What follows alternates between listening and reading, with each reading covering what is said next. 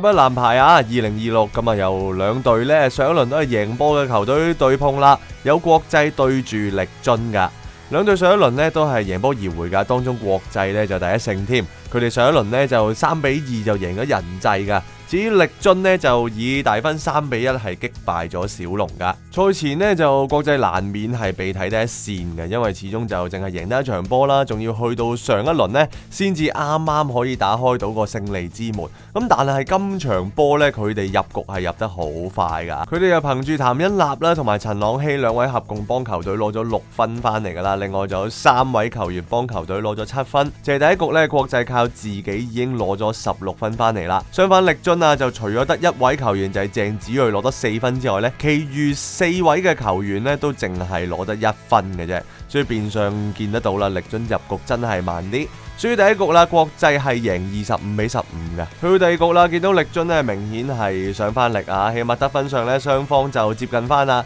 第二局呢，國際靠自己都係攞16分，力臻呢就靠自己攞咗15分，就非常之緊嘅第二局。咁所以第二局嘅分數上呢都係咬得好緊，咁但係國際呢就始終犯錯少啲，佢第二局贏25-22噶。嚟到第三局啦，力臻再冇退路噶啦，如果呢局俾國際攞埋的話呢，國際就可以直落3局贏波而回噶啦。咁所以去到第三局呢，雙方真係咬得非常之緊，亦都要打到去丟時嘅階段嘅。而講緊靠自己得分方面呢，其實力臻靠自己得分係多啲嘅，佢哋靠自己攞18分，相反國際只係得15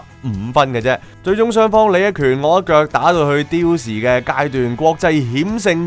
26-24攞到佢哋常規賽嘅第2場贏波。